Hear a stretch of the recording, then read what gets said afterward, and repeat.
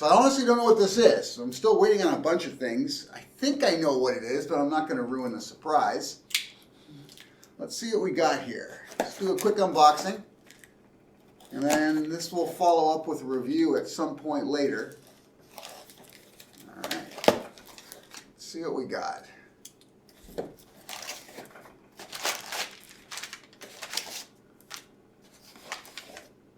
Okay, I know what this is. So this is from Long Island Watch, and this will fall under the affordable category, significantly affordable category. And we'll do a review of this watch coming up soon, later on the Why We Buy YouTube channel. So if you haven't yet, do yourself a solid, subscribe. Welcome back to Why We Buy It. My name's Kobe, and today I want to talk about whether or not you can begin a watch collection with just $100. And I believe you can. And most people would probably assume it begins with something like a Seiko, whether that be a Seiko 5 or a vintage Seiko, a Casio or a Citizen, right? The typical three brands that people think of when they think affordable, quality mechanical watches. But for me, it doesn't.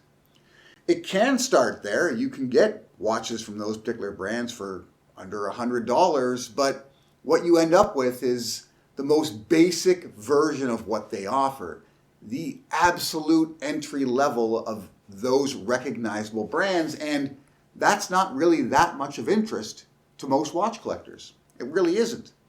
You may find a particular piece that you're like, I just absolutely love that, and I'm going to add that to collection. For instance, I have a Casio Duro as my primary travel beater, right? It's like a $50 watch, but it does a little bit of everything, and I absolutely love the design, so I own that watch. But did I begin with it? No. It's not the first watch I bought, because how exciting is that, right? I wouldn't say don't do it. If you want that as your first watch, go ahead. But if you want something that's a little more interesting, something that you could end up talking about with other watch collectors, there's better places to start. And one company I do want to mention that this is not a video about this particular company, but it is a place people could start, is Timex. And the reason for it is, although Timex is a very well-known brand, as well-known as some of the big brands, really, it hadn't produced much of interest to watch enthusiasts for quite some time, but over the last couple of years, they've had a number of releases that are kind of cool, right? So if you want to start there, Timex is very affordable. It's a recognizable brand, has amazing history. You can begin there, but what I want to talk about today is starting with a Chinese brand. And a lot of people will immediately say, oh, I don't want to buy Chinese, but there are some very good Chinese watches, very good Chinese watches. And some of them are of exceptional quality and therefore value. The reason I would select this particular watch over many others is, number one, you can get this from someone like Mark at Long Island Watch. Long Island Watches, they sell some of the Red Star line watches.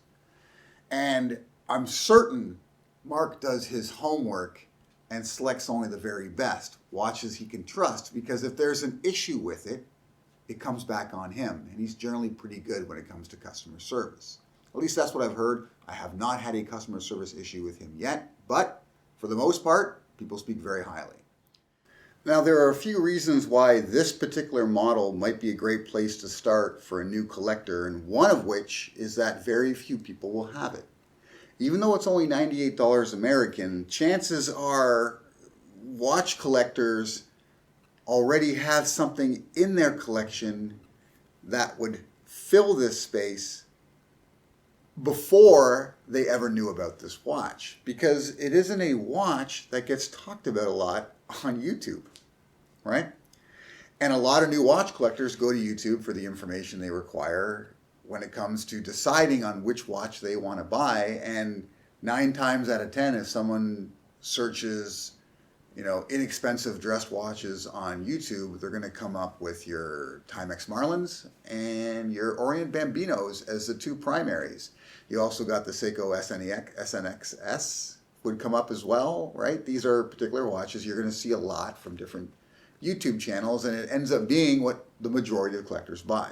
So there's a good chance a lot of current collectors would have something like a Orient Bambino in their watch box to fill this space.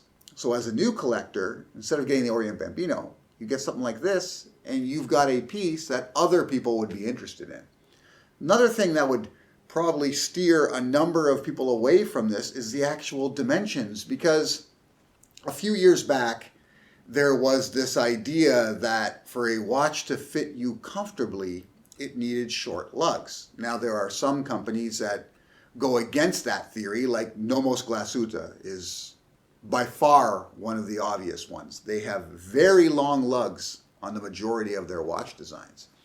And that's part of their design language, and it gives you a very classic look as a result of it.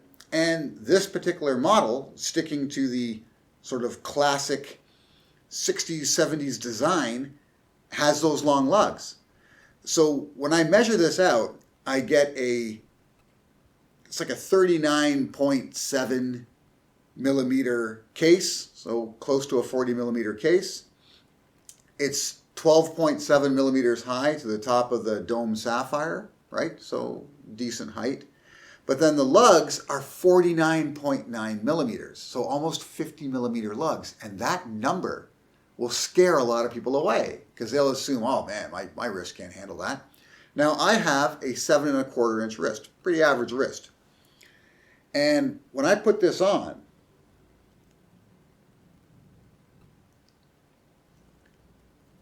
it fits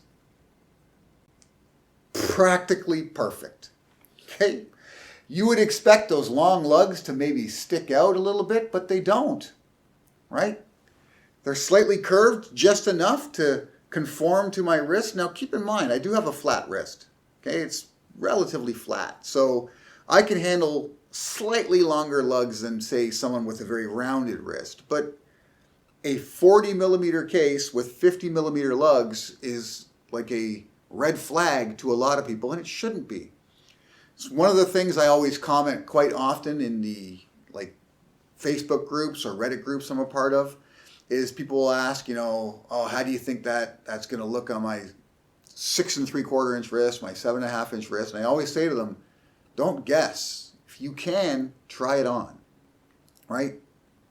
Any opportunity you get to try watches on, I say take that opportunity. If you're out shopping, you're at a mall, and there happens to be a multiple AD watch dealer in there, or some other watch store that you come across, try some on. Even if you're not in the market for a watch, try a few on, and if you see anything that fits you well, make a note of it so that you can actually check out the size and specs of it later online and understand what actually fits your wrist well. Because even me, when I saw the dimensions, 40-50, I thought, oh, I wonder how it's going to look at my wrist. I wonder if it'll fit okay. And it fits fantastic. It fits absolutely amazing.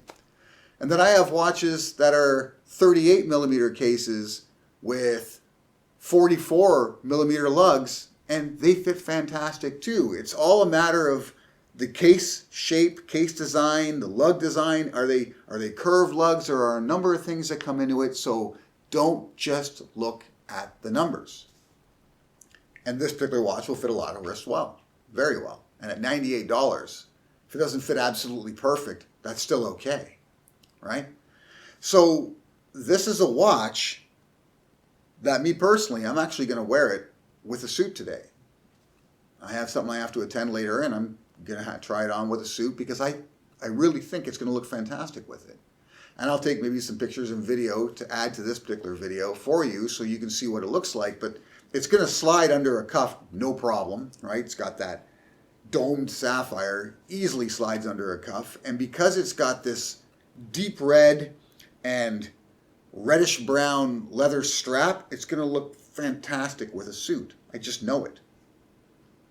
And there are a lot of watches that won't, but this will.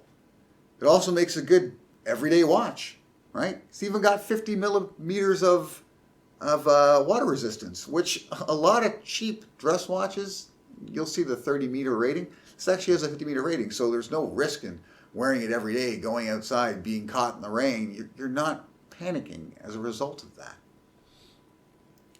It's a watch that can be worn in a lot of situations, and because it's got 20 millimeter lugs, you can match it with so many different aftermarket straps, and having that sort of dark rim around the sunburst red allows it to match many, many straps. This will be a strap monster.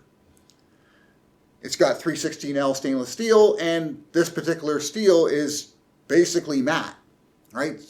It's not really polished, not really brushed, it's just matte.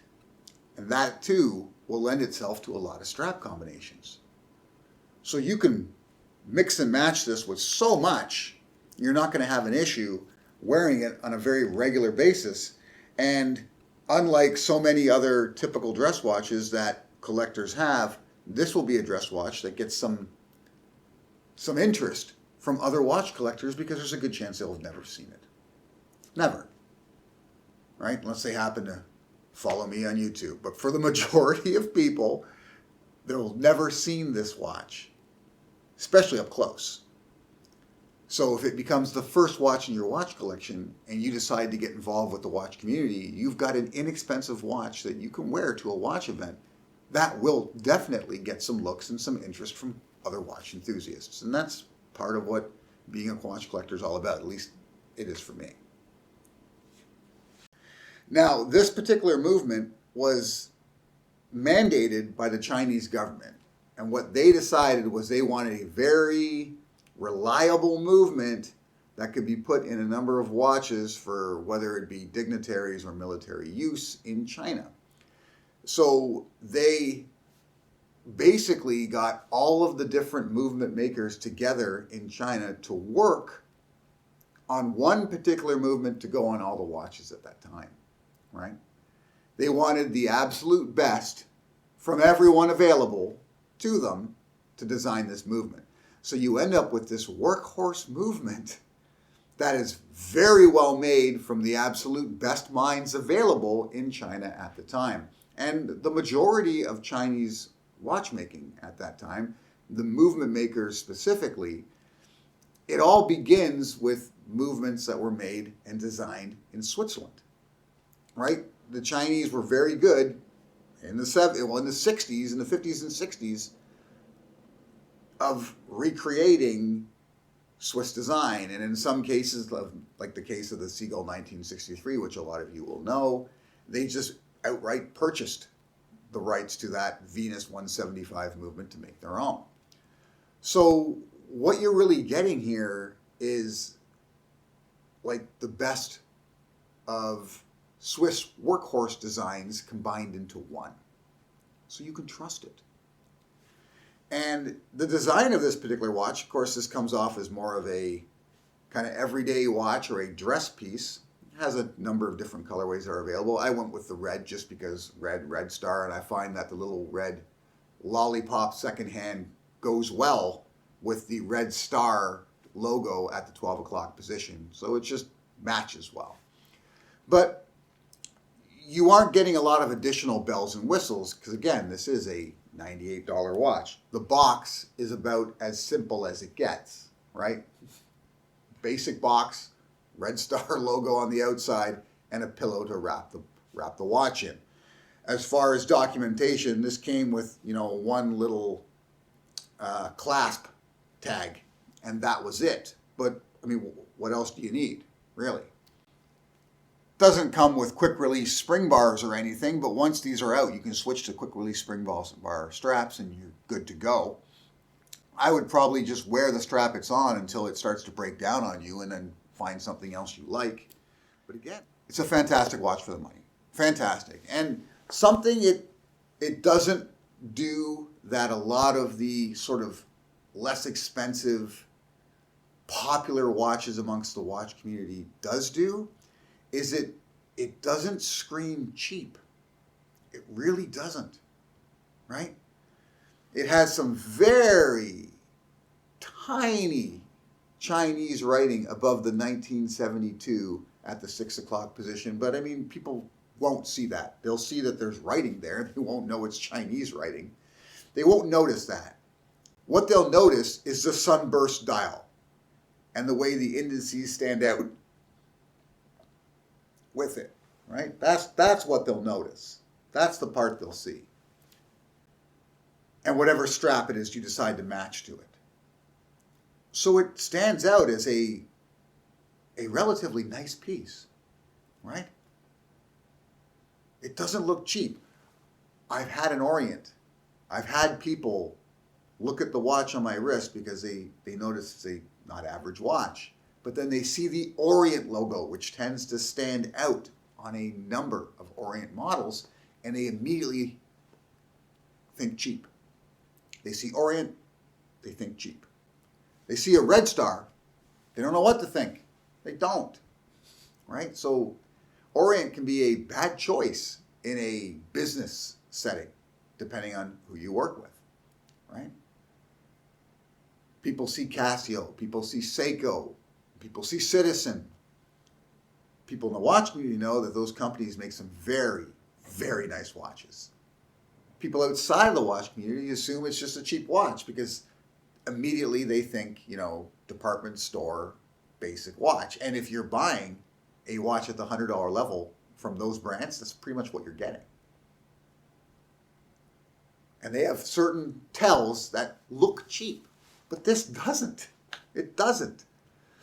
So if you're thinking about getting into watch collecting, if you have friends that are into watch collecting and they're trying to kind of encourage you to scratch that itch, this is a great place to start. You can get it from Long Island Watch, so there's no risk. Let me know what the most inexpensive watch is in your collection, when you purchased it in your watch collection journey, and how often you wear it, and what situations in the comments. And if you haven't subscribed yet, it's free. Please do support the channel. I want to give you more content like this. And if you really want to give back and you want to see some additional content, some off-topic stuff, and some on-location stuff, then consider becoming a member. Until next time.